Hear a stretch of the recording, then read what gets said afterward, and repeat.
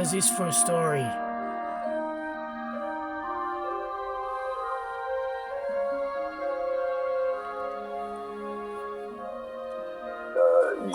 You used to use those? Oh, yeah.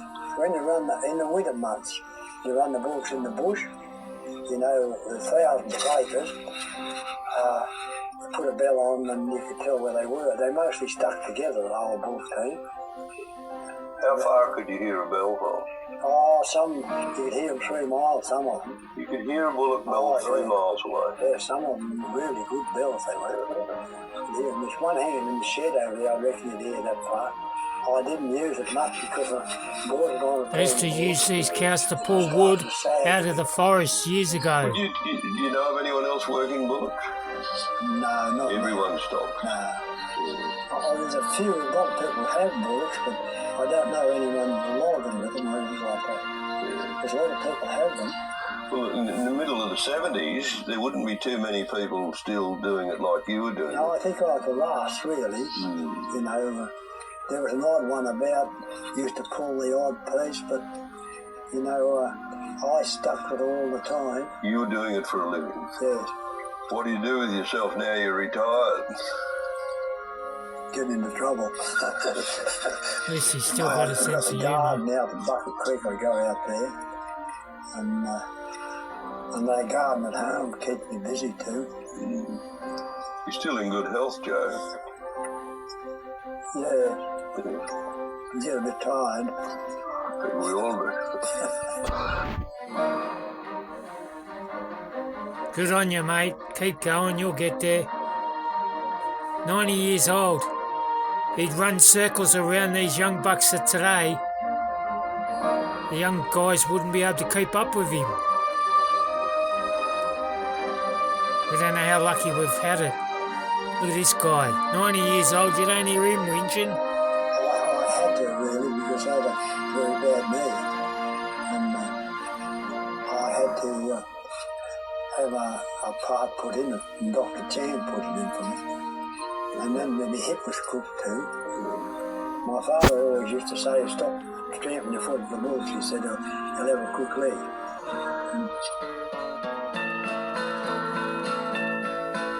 Last night I got thinking of the places I've been, of the things I have done and the country I've seen. And for most of the evening my memory did dwell on the days I cut sleepers in the old Wedding Bell, where solitary lighthouse kept watch through the night, so the big ocean vessels would know they were right. And west of Woolgoolga is a mountain so grand, the Wedding Bell Forest where the tall timbers stand. A springboard we used when felling a tree, high up from the butt where the timber is free, and we chopped with the skill that a good axeman knows, so the big tree would fall on the spot that we chose. With a Kelly or crump or a cockatoo braids, and a Collins broad axe with a 13-inch blade, an M-tooth or peg on the old cross-cut saw, or a good peg and raker was a beauty for sure. With a good kit of wedges done up and drawn out, to enter and draw and seldom jump out, a 14-pound hammer. There were hard days back then, guys.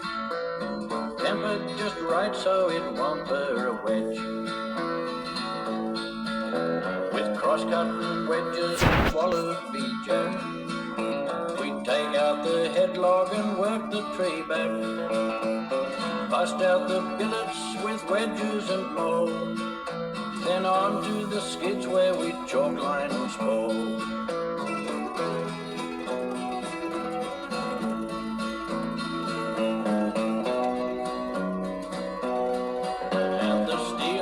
Broad axe would ring out a tune until the four sides of the billet was hewn, and the sleevers we squared in the sweltering scrub were all squared again on past day in the pub. bush trotting how we could see signs that denoted a free splitting trade. A good white mahogany will split with an axe, but often the timber is spoiled by anthrax. Ironbark splits with a crack and a jerk, and wavy grain blackbutt is a pleasure to work. But all you old cutters, I'm sure, would agree, sometime in your life had to groove the whole tree.